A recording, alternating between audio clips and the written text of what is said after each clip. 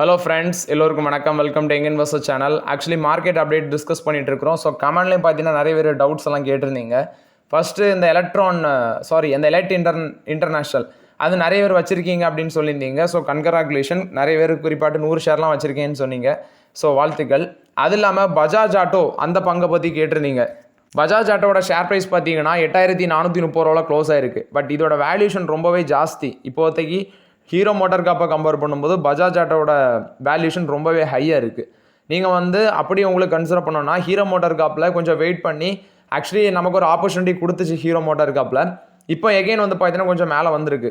Again ஒரு down trend ஒரு 4000 கீழே போகும் பட்சத்தில் நீங்கள் ஸ்லோவாக ஹீரோ மோட்டார் காப்பில் யூஸ் பண்ணலாம். பட் பஜாஜ் ஆட்டோ 30 டைம்ஸ் மேலே ஏர்னிங்ஸில் இருக்குது. ஆல்ரெடி இருக்குன்னா வச்சுக்கோங்க. பட் ஃப்ரெஷ் என்ட்ரி எடுக்க வேண்டாங்கிறது என்னோட ஒப்பீனியன். நல்ல பிஸ்னஸ், நல்லா பண்ணுறாங்க, ஓகே. ஆனால் வேல்யூஷன் ஜாஸ்தியாக இருக்கும்போது தொட முடியாது. அதுக்கு one of the best example டாட்டாவோட ட்ரெண்ட் ஷேரு. நெக்ஸ்ட்டு பார்த்தீங்கன்னா ஸ்டாக்ஸ் 50 ரூபாய் கீழே இருக்க ஸ்டாக்ஸ் ஏதாவது வாங்கலாமா அப்படின்னு சொல்லி கேட்டிருந்தீங்க. இப்போதைக்கு பார்த்தீங்கன்னா எனக்கு தெரிஞ்சு சவுத் இந்தியன் பேங்க் இருக்குது. முன்னாடி இந்தியன் ஓவர்சீஸ் பேங்க் இருந்து அது இப்போ கொஞ்சம் ரேலி ஆகிடுச்சு. பட் வேல்யூஷன் கொஞ்சம் ஜாஸ்தியாக இருக்குது. இப்போதைக்கு சவுத் இந்தியன் பேங்க், பட் அதுவும் பார்த்தீங்கன்னா கொஞ்சம் மேலே வந்திருக்கு. பொறுமையாக இருந்து யூஸ் பண்ணிக்கோங்க சவுத் இந்தியன் பேங்க்கில். பட் இது இந்தியன் ஓவர்சீஸ் பேங்கும் மேலே வந்துடுச்சு. எகெயின் சவுத் இந்தியன் பேங்க் ஒரு 25, 24, 26 அப்படி வரும் பட்சத்தில் யூஸ் பண்ணிக்கோங்க. பட் இப்போ வெயிட் பண்ணி யூஸ் பண்ணலாங்கிறது என்னோட ஒப்பீனியன். மற்றபடி பெருசாட்டு 50 ரூபாய்க்கு கீழே பெருசாக ஸ்டாக் இருக்கிற மாதிரி எனக்கு தெரியல. இருந்துச்சுன்னா நான் உங்களுக்கு கண்டிப்பாக டெலகிராம் சேனலில் இல்லை நம்மளோட சேனல் வீடியோவிலே நான் அப்டேட் பண்ணுறேன். நெக்ஸ்ட் ஒரு நண்பர் கேட்டிருந்தாரு. ஆக்சுவலி கண்டெய்னர் கார்பரேஷன் ஆஃப் இந்தியாவோட டீட்டெயில்ஸ் அவருக்கு ஸ்க்ரீனரில் ஓப்பன் ஆகலை அப்படின்னு சொல்லி சொன்னார். நானும் என்னடா போய் செக் பண்ணி பார்த்துடலாம் அப்படின்னு பார்த்தேன். அது ஸ்க்ரீனரில் ஓப்பன் ஆகுது. சம்திங் பக் உங்களோட கூகுளில் நீங்கள் யூஸ் பண்ணும்போது இருக்கும். ஸோ நீங்கள் என்ன பண்ணுங்கள், கூகுளை கிளியர் பண்ணிவிட்டு அதுக்கப்புறம் எடுத்து பாருங்கள். Container corporation of India market capitalization 40,000 கோடி இருக்குது. 600 ரூபாவில் ட்ரேட் ஆகுது. இதோட வேல்யூஷனும் ரொம்பவே ஹையாக இருக்குது. ஸோ ஆல்மோஸ்ட் இது டெட் ஃப்ரீ கம்பெனி தான். ஹெல்த்தி டிவிடெண்ட் பே அவுட்டும் பண்ணுறாங்க. 34 டைம்ஸ் ஏர்னிங்ஸில் இருக்குது. பட் எனக்கிட்ட அந்த கம்பெனி கிடையாது. மேபி அவர் கேட்டார், அதனால நான் அப்டேட் பண்ணுறேன். ஸோ இவங்க பார்த்தீங்கன்னா ஸ்க்ரீனில் அது ஓப்பன் ஆகுது. நீங்கள் கூகுளில் அதை கிளியர் பண்ணிவிட்டு அந்த குக்கீஸ்ன்னு சொல்லுவாங்க, அதை கிளியர் பண்ணிவிட்டு எகைன் செக் பண்ணி பாருங்கள். நெக்ஸ்ட்டு பார்த்தீங்கன்னா பஜாஜ் ஆட்டோ.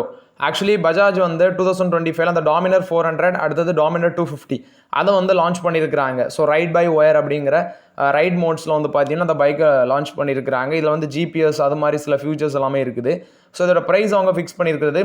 அப்கிரேட் மாடலுக்கு ஃபார் எக்ஸாம்பிள் அப்கிரேட் மாடலுக்கு 2,32,682 ரூபா. இப்போ டாமினர் 400 அதில் என்ட்ரி லெவலுக்கு 1,91,654 ரூபா ஃபிக்ஸ் பண்ணியிருக்காங்க. அப்கிரேடட் மாடல்ஸுக்கு 2,38,680 ரூபா ஃபிக்ஸ் பண்ணியிருக்காங்க. இது பஜாஜ் ஆட்டோ கொடுத்த அப்டேட்டு. நெக்ஸ்ட்டு ஓயோ சில அப்டேட்ஸை ஷேர் பண்ணியிருக்கிறது. ஃபினான்ஷியல் 26ல் இப்போ பார்த்தீங்கன்னா அவங்க 50 வெக்கேஷன் ஹோம்ஸ் ஆட் பண்ணியிருக்கிறதாட்டும். ஃபினான்ஷியல் 26ல் இந்தியாவில் மட்டும் 200 ஹோம்ஸ் நாங்கள் ஆட் பண்ணுவோம் அப்படின்னு சொல்லி ஓயோ தரப்பில் அப்டேட் கொடுத்துருக்காங்க. ஃபார் எக்ஸாம்பிள் மகாராஷ்டிரா, ஹிமாச்சல் பிரதேஷ், உத்தரகாண்ட், சென்னை, மகாபலிபுரம், தமிழ்நாடு, மகாபலிபுரம், இடுக்கி, ராஜஸ்தான், பெங்களூரு, டெல்லி இங்கெல்லாமே பார்த்தீங்கன்னா லக்ஸரி வில்லாஸ் நாங்கள் ஆட் பண்ணுவோம் அப்படின்னு சொல்லி ஓயோ தரப்பில் விளக்கம் கொடுத்துருக்காங்க. நெக்ஸ்ட்டு பார்த்தீங்கன்னா போஸ் லிமிடெட். ஆக்சுவலி இந்த பங்கு பார்த்தீங்கன்னா ஒரு நல்ல ட்ரெண்டில் தான் ட்ரேட் ஆகிட்டு இருக்கு. ஆக்சுவலி 512 ரூபா டிவிடன் கொடுக்க இருக்கிறதாட்டு சொல்லியிருக்காங்க. லாஸ்ட் மார்க்கெட்டில் கூட 4% மேலே போயிருந்துச்சு. பட் வேல்யூஷன் ரொம்பவே ஹை. 35,815 ரூபாவில் ட்ரேட் ஆகிருக்குது. இது BSE 200 அந்த இதில் லிஸ்டட் ஆகிருக்கு. 512 ரூபா பார்த்தீங்கன்னா டிவிடன் கொடுக்குறாங்க. பட் என்கிட்ட கிடையாது. மேபி நிறைய பேர் வச்சுருப்பீங்க. ஸோ வச்சுருந்தவங்க கமெண்ட்டில் சொல்லுங்கள். இதோட மார்க்கெட் கேபிடேஷனும் 1,00,000 கோடி மேலே இருக்குது. 512 ரூபா டிவிடெண்டு. ஸோ அது இல்லாமல் டிவிடெண்டுக்கான ரெக்கார்ட் டேட் ஜூலை 29 ஆகஸ்ட் 18 பார்த்தீங்கன்னா பேமெண்ட் பண்ணுறாங்க. இது பாஸ்ட் இந்தியாவை பொறுத்த வரைக்கும் அப்டேட்டு. நெக்ஸ்ட் பார்த்தீங்கன்னா ஹியூண்டாய் மோட்டார்ஸ். ஆக்சுவலி இவங்க 1.1 மில்லியன் சன்ரூஃப்டு வெஹிக்கிள்ஸ் 5 இயர்ஸில் டச் பண்ணியிருக்க சேல்ஸ் 1.1 மில்லியன் அளவுக்கு சன்ரூஃப் கார் சேல்ஸ் 5 இயர்ஸில் சேல்ஸ் ஆயிருக்குன்னு சொல்லி ஹியூண்டாய் மோட்டார்ஸ் பார்த்தீங்கன்னா அப்டேட் கொடுத்துருக்காங்க. HAL கொடுத்த அப்டேட்டு தேஜாஸ் MK1A அந்த jet software radar missile issues இதனால் பார்த்தீங்கன்னா டிலே ஆகுது சப்ளை பண்ணுறதுக்கு அப்படின்னு சொல்லி அதோட மேனேஜிங் டைரக்டர் அப்டேட் கொடுத்துருக்காங்க. ஸோ இது HAL கொடுத்த அப்டேட்டு. நெக்ஸ்ட் பார்த்தீங்கன்னா இண்டஸ்இண்ட் பேங்கோட Q1 அப்டேட் சொல்லியிருக்காங்க. நெட் அட்வான்ஸஸ் 4% விழுந்திருக்கு. டெபாசிட்டும் பார்த்தீங்கன்னா வீக்காக தான் இருக்குது. நெட் அட்வான்ஸஸ் 4% காலி. அதே சீக்வன்ஷியல் பேசிஸில் 3.5% விழுந்திருக்கு. கார்பரேட் பேங்கிங் அட்வான்ஸஸ் 14.4% விழுந்திருக்கு. குவார்டர் பேசிஸில் 6.2% விழுந்திருக்கு. கன்சூமர் பிஸ்னஸ் ஒரு 4.8% க்ரோத்து. அதுவும் குவார்டர் பேசிஸில் 0.9% விழுந்திருக்கு. Total deposit year on year பேசிஸில் மார்ஜினலி விழுந்திருக்கு 0.3%. ப்ரீவியஸ் குவார்ட்டர் கம்பேர் பண்ணும்போது 3.3% விழுந்திருக்கு. காசா ரேஷியோ 31.49% இருக்குது. இது same period last year March quarter compare பண்ணும்போது 36.67% இருந்துச்சு. இப்போ ரொம்பவே விழுந்திருக்கு. முந்தின குவார்ட்டரில் 32.81% இருந்துச்சு. அதை கம்பேர் பண்ணும்போதும் விழுந்திருக்கு. ரீட்டைல் டெபாசிட்ஸ் அடுத்தது ஸ்மால் பிஸ்னஸ் கஸ்டமர்ஸ் அது 1,84,709 கோடியாக இருக்குது. ஆனால் ப்ரீவியஸ் குவார்ட்டர் கம்பேர் பண்ணும்போது அதுவும் பார்த்தீங்கன்னா ஃப்ளாட்டாக விழுந்திருக்கு. Daily average liquidity coverage ratio 141.27% இருக்குது. அதுவும் பார்த்தீங்கன்னா சேம் பீரியட் லாஸ்ட் இயரை கம்பேர் பண்ணும்போது குறைஞ்சிருக்குன்னு தான் சொல்லியிருக்கிறாங்க. ஆக்சுவலி இண்டஸ்இண்ட் பேங்க் பார்த்தீங்கன்னா லாஸ்ட் குவார்ட்டர் ரிசல்ட்ஸில் 2,328 கோடி நெட் லாஸ் தான் போஸ்ட் பண்ணாங்க. மைக்ரோ ஃபினான்ஸில் வந்து பெருசாட்டு இடி விழுந்துச்சு. ஆனால் இப்போ என்ன நடக்கும்னா எனக்கு தெரிஞ்சு இந்த குவார்ட்டர் ரிசல்ட்ஸும் நெகட்டிவில் தான் வரும். பட் ஸ்டாக் ப்ரைஸில் பெருசாக இம்பாக்ட் ஆகாதுன்னு நினைக்கிறேன். ஏன்னா அவங்களோட ரிசல்ட்ஸ் வரும்போது ஸ்டாக் ப்ரைஸில் பெருசாக இம்பாக்ட் ஆகலை. ஆனால் அந்த சிஇஓ இன்சைடர் ட்ரேடிங்கில் ஈடுபட்டிருக்காங்க. நெக்ஸ்ட்டு மைக்ரோ ஃபினான்ஸ் இதில் வந்து ஒரு பிரச்சனை இருக்குது. டெரிவேட்டிவ் போர்ட்ஃபோலியோவில் வந்து டிஸ்கிரபன்சி நடக்க அந்த மாதிரி நியூஸ் வரும்போது தான் ஸ்டாக் பெருசாக அடி விழுந்துச்சு. பட் ரிசல்ட்ஸ் அடி வாங்கும்போது பெருசாக அடி விழலை. மேபி இந்த குவார்ட்டர் ரிசல்ட்ஸ் நெகட்டிவில் வந்தாலும் ஸ்டாக் ப்ரைஸ் ஒரு நெகட்டிவ் ட்ரெண்ட் போகிற பட்சத்தில் நம்ம யூஸ் பண்ணிக்கலாம். பட் ஒரு லாங் டேர்முக்கு ஒர்த்தபுளாக தான் இருக்கும் இண்டஸ்இண்ட் பேங்க். ஸோ ஓவரால் இது வந்து பார்த்தீங்கன்னா IndusInd bank Q1 business update. But இந்த அப்டேட் வந்து எக்ஸாக்டாக வந்து Q1 ரிசல்ட்ஸில் இம்பாக்ட் ஆகுமாங்கிறது டவுட்டு தான். ஸோ வெயிட் பண்ணி பார்க்கலாம் என்ன நடக்குதுன்னு. நெக்ஸ்ட்டு பார்த்தீங்கன்னா டாடா மோட்டார்ஸ். ஆக்சுவலி இவங்க வந்து தேசாய் எஸ்வி அவங்களோட பார்ட்னர்ஷிப்பில் வராங்க. சாஃப்ட்வேர் டிஃபைன் வெஹிக்கிள் ஸ்ட்ராட்டஜி சம்மந்தமாட்டு இந்த பார்ட்னர்ஷிப்பில் வரதாட்டு சொல்லியிருக்கிறாங்க. எலக்ட்ரிக் வெஹிக்கிள் ஐசி வெஹிக்கிள்ஸ் இதுக்கு வந்து SDV பிளாட்ஃபார்ம் ப்ரொவைட் பண்ணுறதுக்கு டாடா மோட்டார்ஸ் பார்த்தீங்கன்னா இவங்களோட பார்ட்னர்ஷிப்பில் வராங்க. ஸோ இது வந்து டாடா மோட்டார்ஸை பொறுத்த வரைக்கும் அப்டேட்டு. நெக்ஸ்ட்டு பார்த்தீங்கன்னா சென்கோ கோல்டு இதோட ரெவன்யூ வந்து 28% இன்க்ரீஸ் ஆயிருக்குது. ஆக்சுவலி ரீட்டைல் ரெவன்யூ மட்டும் 24% இன்க்ரீஸ் ஆயிருக்குன்னு சொல்கிறாங்க. அக்ஷய திருதியை முன்னிட்டு வெஸ்ட் பெங்கால், பஞ்சாப், அஸ்ஸாம் இந்த மாதிரி ஏரியாலலாம் சேல்ஸ் நல்லா இருந்திருக்குன்னு சொல்லியிருக்கிறாங்க. ஸோ இது வந்து அங்கே அவங்களோட சென்கோ கோல்டோட ஷோரூம் வந்து அங்கே அதிகமாக வச்சுருக்காங்க. இனி அவங்க சொல்கிறது எங்களோட ஃபுட் பிரிண்ட்டை நேஷன் வைடு நாங்கள் கொண்டு போவோம். Q1 ஃபினான்ஷியல் 26ல் 9 நியூ ஷோரூம்ஸ் வந்து பார்த்தீங்கன்னா லான்ச் பண்ணியிருக்கிறாங்க. ஸோ டோட்டல் ஜுவல்லரி கவுண்ட் இப்போ உங்களுக்கு 179 இருக்குது. அது இல்லாமல் இந்த குவார்ட்டரில் டொமஸ்டிக் கோல்டோட ப்ரைஸ் வந்து ரொம்பவே இன்க்ரீஸ் ஆயிருந்துச்சு. ஆக்சுவலி 86,900 1,00,000 வரைக்கும் போச்சு பெர் 10 கிராம்ஸுக்கு. ஸோ இது வந்து பார்த்தீங்கன்னா சீக்வன்ஷியல் பேசிஸில் 5%, இயர் ஆனர் பேசிஸில் 32%, குவார்டர் அண்ட் குவார்டர் பேசிஸில் 5% இன்க்ரீஸ் ஆயிருக்கு. இது எப்படி பெனிஃபிட் அடைவாங்கன்னா இவங்க வந்து முன்னாடியே ஸ்டாக் அந்த கோல்டு வந்து டன் கணக்கில் வாங்கி வச்சுருப்பாங்க. டன் கணக்கிலையோ கிலோ கிணக்கிலையோ வாங்கி வச்சுருப்பாங்க.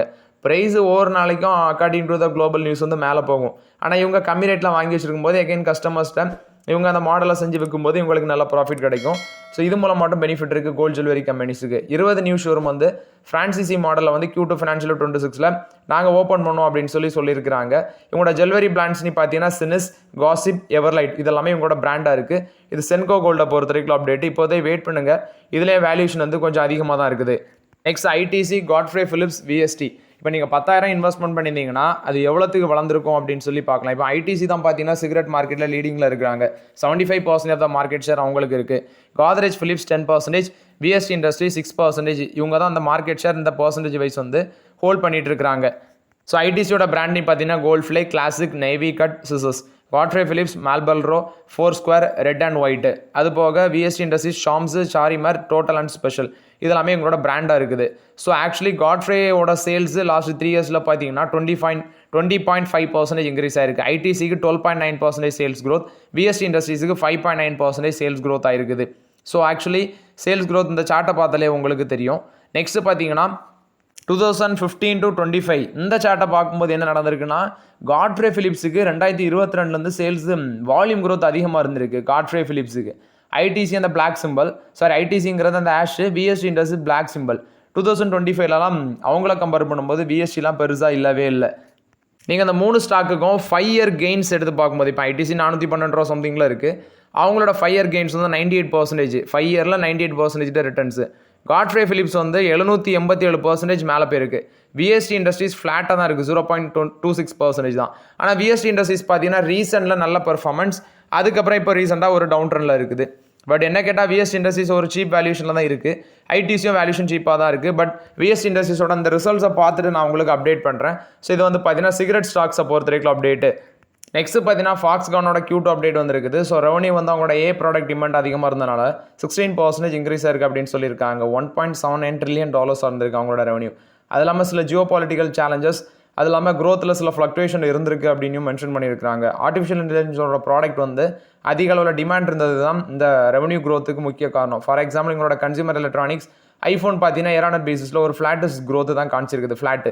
அதே cloud other network product division நல்ல ஒரு கான்ட்ரிபியூஷனை கொடுத்துரு. இப்போ NVIDIA பார்த்தீங்கன்னா ஒரு நல்ல பெர்ஃபார்மன்ஸ் பண்ணிட்டு இருக்காங்க ஸோ மார்க்கெட்டில். ஸோ அதுவும் ஒரு முக்கிய ரீசன். எந்த அளவுக்கு ஏஐயோட டிமாண்டு மார்க்கெட்டில் இருந்திருக்குன்னு பார்த்துக்கோங்க. ஃபாக்ஸ்கான் ரெவன்யூ ஜூனில் வந்து பார்த்தீங்கன்னா இயர் பேசிஸில் ஜூனில் மட்டும் பார்க்கும்போது 540.237 பில்லியன் டாலர்ஸாக இருக்குது. 10.09% இன்க்ரீஸாக இருக்குது. நான் ட்ரில்லியன் வேல்யூவில் சொன்னது Q2 அப்டேட்டை நான் சொன்னேன்.